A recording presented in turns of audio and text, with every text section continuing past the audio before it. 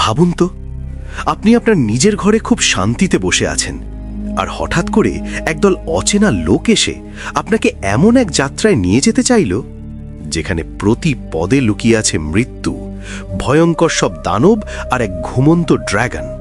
আজকের গল্পটা এমন এক সাধারণ মানুষের, যাকে বাধ্য হয়ে পাড়ি দিতে হয়েছিল এক রক্তহীন করা মিশনে। স্বাগতম জাগো স্টোরি বাংলাতে। চলুন শুরু করা যাক এক অপ্রত্যাশিত অভিযান। এই গল্পটা লর্ড অফ দ্য রিংসের যে 3টা সিনেমা আছে সেগুলোর আগের ঘটনা নিয়ে, কিন্তু রিলিজ হয়েছে ওইগুলোর পরে। সিনেমায় আপনারা আলাদা আলাদা জাতের মানুষজন বা প্রাণী দেখতে পাবেন। যেমন এলভস, এরা বেশ বড়লোক আর অনেক গুণী হয়। এরা পাহাড়ে থাকে আর হাতের কাজে দারুণ ওস্তাদ। এলভস অমর, মানে এরা কখনো মারা যায় না, তাই অনেকেই এদেরকে দেবতাদের মতো মনে করে। গল্পে 5 জন জাদুকর বা উইজার্ডের কথাও বলা হয়েছে। এর মধ্যে গ্যান্ডালফ দ্য গ্রে, সারুমান আর ব্রাউন নামের 3 জাদুকরকে আমরা এই গল্পে দেখতে পাব। অন্যদিকে হবিট নামের একটা ছোটখাটো সাইজের জাত আছে, যারা শায়ার নামের একটা জায়গায় থাকে। ওখানে কোনো যুদ্ধ বা মারামারি নেই। ওরা শুধু খায় দায়, আনন্দ ফুর্তি করে আর সব সময় খুশিতে থাকে। এবার আসি অর্কসদের কথায়। এরা আসলে এক ধরনের রাক্ষস, যারা দুনিয়ার সব জীবের শত্রু। এদের নেতার নাম অ্যাজগ। এদের সাথেই গবলিন নামের আরেকটা প্রজাতি থাকে, যারা ওই অর্কসদেরই আরেকটা শাখা। তো এই ছিল বিভিন্ন জাতের পরিচয়, যা আপনারা গল্পে সামনে দেখতে পাবেন। এবার আসি আসল চরিত্রে, বিলবো ব্যাগিন্স, যে ফ্রোডোর কাকা। এই গল্পে দেখানো হয়েছে বিলবোর জীবনটা কেমন ছিল। গল্পের শুরুতে বিলবোর বয়স 111 বছর। সে তখন তার জীবনের সব ঘটনা একটা বইতে লিখছিল, যাতে তার ভাইপো ফ্রোডো সেটা পড়তে পারে। এরপর গল্পটা 60 বছর পিছিয়ে যায়। তখন ডোয়ার্ফ মানে বামুনরা পাহাড়ের ভেতরে তাদের সুন্দর শহরে থাকত। তাদের জগৎটা এতই সুন্দর ছিল যে দেখলে একদম স্বর্গ মনে হতো। ওই বামুনদের রাজার নাম ছিল থ্রোর। থ্রোরের বংশ একদম সুরক্ষিত ছিল, কারণ তার ছেলে আর নাতি দুজনেই বেঁচে ছিল। ওই সময় বামুনদেরকে দুনিয়ার সবচেয়ে বড়লোক জাত মনে করা হতো, কারণ তাদের পাহাড়ের ভেতরে সোনার নদী বইত। তারা সেখানে হিরে, জহরত আর দামি পাথর পেত, আর সেগুলো কাটার কাজে তারা ছিল দারুণ এক্সপার্ট। একদিন এক বামুন পাহাড়ের অনেক গভীরে একটা বিশাল হিরে খুঁজে পেল। এই হিরেটাকে বলা হতো হার্ট অফ দ্য মাউন্টেন। রাজা থ্রোর এটাকে তার রাজকীয় ক্ষমতা আর অধিকারের প্রতীক বানিয়ে ফেলে, আর নাম দেয় দ্য কিংস জুয়েল। অনেক বছর ধরে এই রাজ্যে সবকিছু একদম শান্তি আর সুখে কাটছিল। কিন্তু একদিন উত্তর দিক থেকে একটা ভয়ানক ড্র্যাগন এসে হাজির হয়, যার নাম স্মগ। এই ড্র্যাগন মুখ থেকে আগুন বের করত, আর সে ছিল চরম নিষ্ঠুর আর লোভী। সে রাস্তায় পড়া সব শহর পুড়িয়ে ছাই করে দেয়, আর তারপর ওই পাহাড়ে ঢুকে পড়ে যেখানে বামনরা থাকত। নিজের লোভ আর ক্ষমতা দেখানোর জন্য সে সব সোনা আর ধন সম্পদ দখল করে নেয়। এই হামলায় ওই দামি হিরেটাও হারিয়ে যায়। যে বামনরা একসময় সোনার সাম্রাজ্যের মালিক ছিল, তারা এখন ঘর ছাড়া আর অসহায় হয়ে পড়ে। স্মগ ড্র্যাগনটা পুরো এলাকা রাজত্ব করতে শুরু করে, আর সব বামনকে পাহাড় থেকে পালাতে হয়। ওই সময়ই সেখানে এলভসদের সেনাবাহিনী এসে পৌঁছায়। রাজা থ্রোরের নাতি থ্রেন তাদের কাছে সাহায্য ভিক্ষা চায়, কিন্তু এলভসরা সাহায্য করতে সোজা না করে দেয়। তাদের রাজার ভয় ছিল তারা কিছু করলে তাদের লোকেরাও ড্র্যাগনের রাগের শিকার হবে, তাই তারা ফিরেও তাকায়নি। এরপর বামনরা পুরোপুরি ঘর ছাড়া হয়ে যায়। তারা জঙ্গলে জঙ্গলে ঘুরে বেড়াতে থাকে। এমনকি রাজকুমার থরিনকেও মানুষের জন্য দিন মজুরের কাজ করতে হয়। যারা একসময় সোনার প্রাসাদে থাকত, তারা এখন দাঁড়ে দাঁড়ে হোঁচট খাচ্ছে। এভাবেই ওই বামনরা চিরকালের জন্য নিজেদের বাড়ি আর রাজ্য হারিয়ে ফেলে। এভাবেই অনেক বছর কেটে যায়। তারপর একদিন জাদুকর গ্যান্ডালফ দ্য গ্রে বিলবো ব্যাগিন্সের বাড়িতে একটা অদ্ভুত পার্টির আয়োজন করে, যে ব্যাপারে বিলবো নিজেও কিছু জানত না। সেই রাতে সেখানে 13 জন বামন এসে হাজির হয়। এদের মধ্যে থরিন ওকিনশিল্ডও ছিল, যে কিনা রাজা থ্রোয়ের নাতি আর বামনদের নেতা। পার্টিতে তারা জানায় যে পাখিরা নাকি আবার সেই পাহাড়ের দিকে ফিরতে শুরু করেছে যেখানে তারা আগে থাকত। একটা ভবিষ্যৎবাণী অনুযায়ী পাখিরা যখন আবার এরেবরের দিকে ফিরতে শুরু করবে, তার মানে হলো স্মগ ড্র্যাগনটার ধ্বংসের সময় ঘনিয়ে এসেছে। থরিন বলে, এই সংকেত যদি আমরা দেখে থাকি তাহলে অন্যরাও নিশ্চয়ই দেখেছে।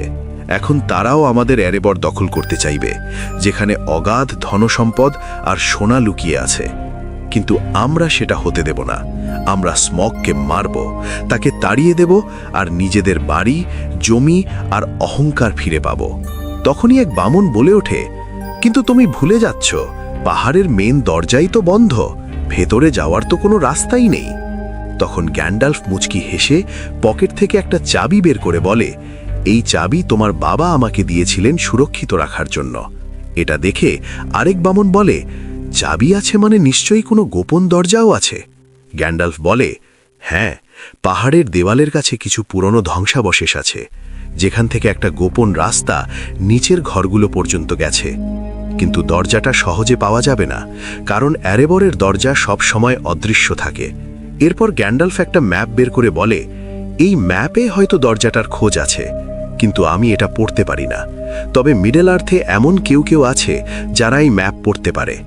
আমাদের তাদের সাহায্য নিতে হবে। গ্যান্ডালফ আরও বলে যে এই যাত্রায় বিলবোও তাদের সাথে যাবে, কারণ ড্র্যাগন স্মগ বামনদের গন্ধ চেনে, কিন্তু হবিটদের গন্ধ চেনে না। তাই পাহাড়ের ভেতরে ঢোকার সময় বিলবোই সবচেয়ে বেশি কাজে আসবে। কিন্তু বিলবো তো ভয়ে শেষ। সে সোজা বলে দেয়, না ভাই, আমি যাব না। ওখানে গেলে আমার জান চলে যাবে। ড্র্যাগন আগুন ছাড়লে আমার হাড় গোড় গলে যাবে। সে সাফ না করে দেয়।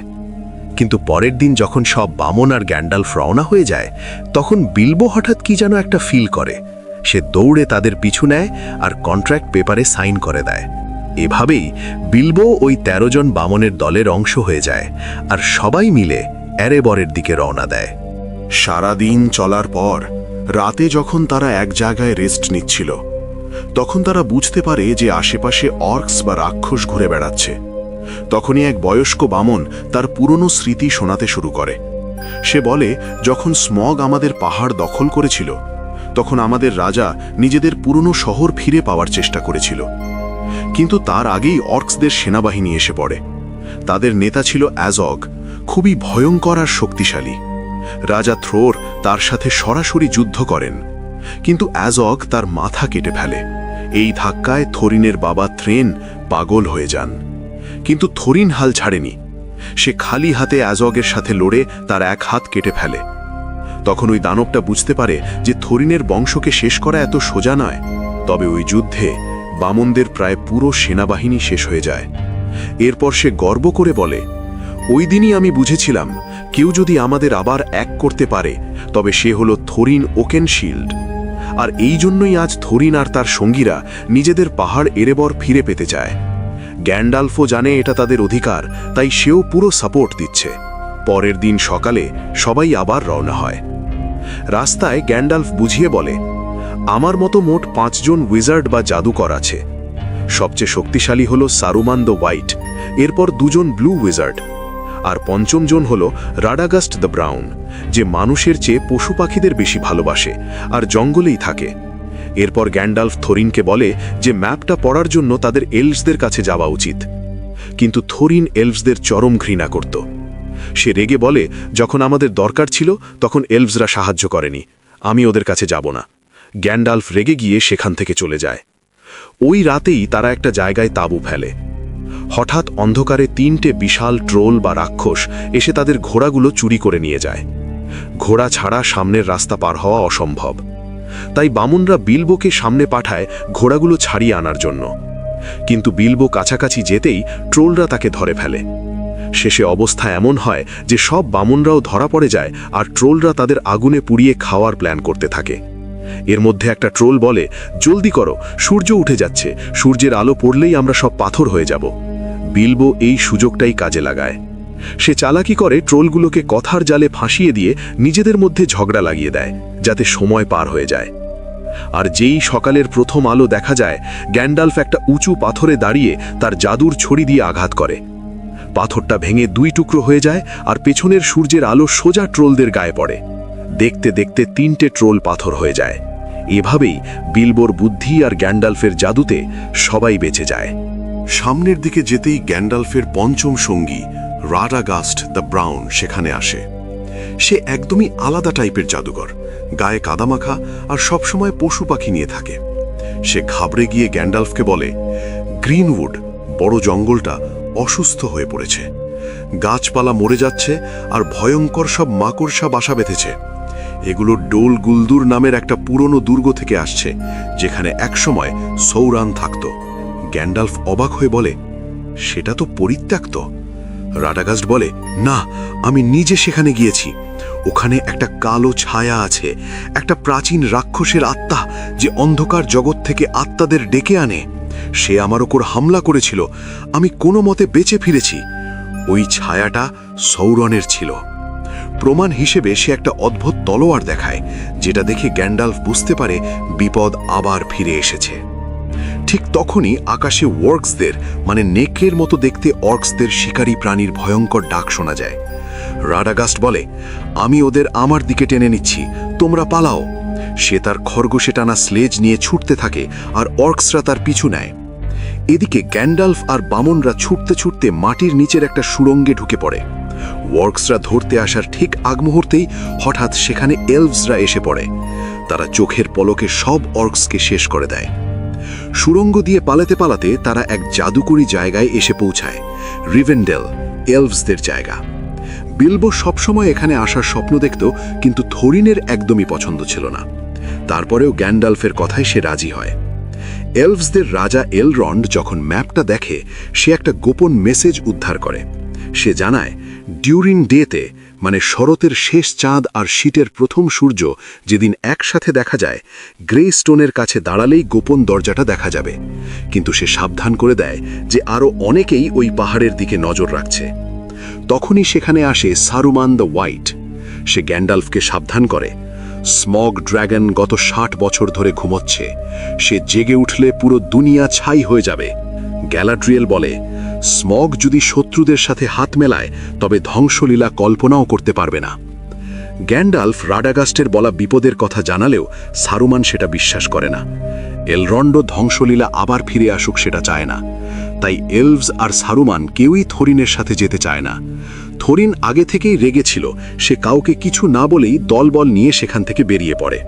এরপর থরিনের দল মিস্টি মাউন্টেন্স নামের কুয়াশায় ঢাকা এক পাহাড়ে পৌঁছায়। হঠাৎ পুরো পাহাড় কাঁপতে শুরু করে। তারা দেখে বিশাল বিশাল পাথরের দানবরা একে অপরের সাথে মারামারি করছে। প্রাণ বাঁচাতে তারা একটা গুহায় ঢুকে পড়ে, কিন্তু ভেতরে ঢুকতেই গবলিন্সরা তাদের ওপর হামলা করে। ভয়ঙ্কর আর কুৎসিত এই জীবগুলো সব বামনকে বন্দি করে তাদের রাজার কাছে নিয়ে যায়। ওদিকে দেখানো হয় যে থরিনের পুরনো শত্রু অ্যাজোগ এখনো বেঁচে আছে, আর সে পাগলের মতো থরিনকে খুঁজছে তাকে মেরে ফেলার জন্য। গবলিন রাজা অ্যাজোগের সাথে চুক্তি করার জন্য লোক পাঠায়। 13 জন বামন এখন গবলিনদের হাতে পুরোপুরি বন্দী। কিন্তু বিলবো তাদের সাথে ছিল না। গবলিনদের হামলার ওই হুড়োহুড়ির মধ্যে বিলবো নিচে একটা অন্ধকার খাদে পড়ে যায়, যাকে আন্ডারওয়ার্ল্ড বলা হয়। সাথে একটা গবলিনও পড়েছিল, দুজনই অজ্ঞান। তখন অন্ধকারে একটা ভয়ঙ্কর রোগা চকচকে চোখের প্রাণী আসে। তার নাম গলম। সে ওই অন্ধকার হ্রদে থাকে আর মাছ বা গবলিন ধরে খায়। তার কাছে একটা রহস্যময় আংটি ছিল, যাতে অগাধ ক্ষমতা। গলম অজ্ঞান গবলিনটাকে টেনে নেওয়ার সময় তার পকেট থেকে আংটিটা পড়ে যায়। আড়ালে লুকিয়ে থাকা বিলবো সেটা তুলে নিজের পকেটে রেখে দেয়। এরপর বিলবোর সামনে আসে গলম। সে বিলবোকে খেয়ে ফেলতে চায়, কিন্তু বিলবো সাহস করে বলে, চলো একটা খেলা খেলি। আমি সব ধাঁধার উত্তর দিতে পারলে আর তুমি আমারটার উত্তর না দিতে পারলে তুমি আমাকে বাইরের রাস্তা দেখিয়ে দেবে। শুরু হয় ধাঁধার খেলা। বিলবো সব উত্তর দিয়ে দেয়। শেষে বিলবো জিজ্ঞেস করে, বলো তো আমার পকেটে কি আছে? গলম 3 বার চেষ্টা করেও পারে না। শর্ত অনুযায়ী তার বিলবোকে পথ দেখানোর কথা, কিন্তু তখনই সে খেয়াল করে তার প্রেশাস আংটিটা নেই। সে পাগলের মতো চিৎকার করে ওঠে, চোর, সে এটা নিয়ে গেছে। বিলবো দৌড়ে পালাতে থাকে। হঠাৎ পাথরে পা পিছলে পড়ে যাওয়ার সময় আংটিটা তার আঙুলে ঢুকে যায় আর সে একদম অদৃশ্য হয়ে যায়। বিলবো বুঝতে পারে এটা কোনো সাধারণ আংটি নয়। গলম তাকে দেখতে না পেয়ে পাগলের মতো খুঁজতে থাকে আর বিলবো তাকে পাশ কাটিয়ে বেরিয়ে যায়। ওদিকে গ্যান্ডালফ এসে গবলিনদের আস্তানায় হামলা করে। সে গবলিন রাজাকে মেরে ফেলে আর সব বামনকে মুক্ত করে আনে। সবাই মিলে দৌড়ে পাহাড়ের বাইরে বেরিয়ে আসে। বাইরে এসে বিলবোর সাথে সবার দেখা হয়। সবাই অবাক, ও কিভাবে বেঁচে ফিরল। কিন্তু স্বস্তি বেশিক্ষণ থাকে না। অ্যাজগ আর তার অক্স বাহিনী বিশাল নেকড়ের ওয়ার্গসের পিঠে চেপে সেখানে এসে পড়ে। বামনরা পালাতে পালাতে একটা উঁচু পাথরের চূড়ায় গিয়ে আটকা পড়ে। সামনে যাওয়ার রাস্তা নেই, পেছনে মৃত্যু। গ্যান্ডালফ সবাইকে গাছে উঠতে বলে। নেকড়েগুলো নিচে থেকে গাছ নাড়াতে থাকে। গ্যান্ডালফ জাদুর সাহায্যে জ্বলন্ত পাইন কোণ নিচে ছুটতে থাকে, যা দেখে নেকড়েগুলো ভয় পায়। এর মধ্যেই থোরিন আর অ্যাজগের দেখা হয়ে যায়। থোরিন রাগে অন্ধ হয়ে অ্যাজগের ওপর ঝাঁপিয়ে পড়ে, কিন্তু অ্যাজগের নেকড়ে থোরিনকে মুখে কামড়ে ধরে ছুঁড়ে ফেলে দেয়। অ্যাজগ তার লোককে থোরিনের মাথা কাটতে বললে বিলবো সামনে এসে তাকে বাঁচানোর চেষ্টা করে। যদিও সেই বিশাল রাক্ষসদের সাথে পারছিল না, তবু সে বুক চিতিয়ে দাঁড়ায়। এরপর বাকি বামনরাও গাছ থেকে নেমে লড়াই শুরু করে, কিন্তু অক্সরা ছিল অনেক বেশি শক্তিশালী। ঠিক ওই মুহূর্তে আকাশ থেকে বিশাল বিশাল ঈগল, গরুরের মতো বড় পাখি নেমে আসে। গ্যালাড্রিয়ালের পাঠানো এই ঈগলরা অক্সদের ওপর ঝাঁপিয়ে পড়ে তাদের শূন্যে তুলে নিচে ফেলে দেয়। ঈগলরা বিলবো, থোরিন আর বাকি সবাইকে তুলে নিয়ে নিরাপদ জায়গায় পৌঁছে দেয়। নিরাপদ জায়গায় নেমে থোরিন বিলবোর কাছে এসে বলে, আমি সব সময় তোমার বিরুদ্ধে ছিলাম, তোমাকে বিশ্বাস করিনি। জীবনে আমি এতটা ভুল কখনো করিনি। এই বলে থোরিন বিলবোকে জড়িয়ে ধরে। বিলবোর কাছে সেই জাদুকরি আংটিটা থাকলেও সে কাউকে কিছু জানায় না। এবার সবার চোখ যায় সেই পাহাড়টার দিকে, সেই এরেবর, যেখানে তারা একসময় শান্তিতে থাকত। কিন্তু এখন তার ভেতরে ঘুমাচ্ছে সেই ভয়ানক ড্রাগন স্মগ। এরপর ক্যামেরা পাহাড়ের ভেতরের দৃশ্য দেখায়, যেখানে 60 বছর ধরে ঘুমানো স্মগ ড্রাগন হঠাৎ তার চোখ খুলে দেয়। আর এখানেই সিনেমাটা শেষ হয়। সিনেমাটি 2012 সালে রিলিজ হয়েছিল আর IMDb-তে রেটিং 7.8।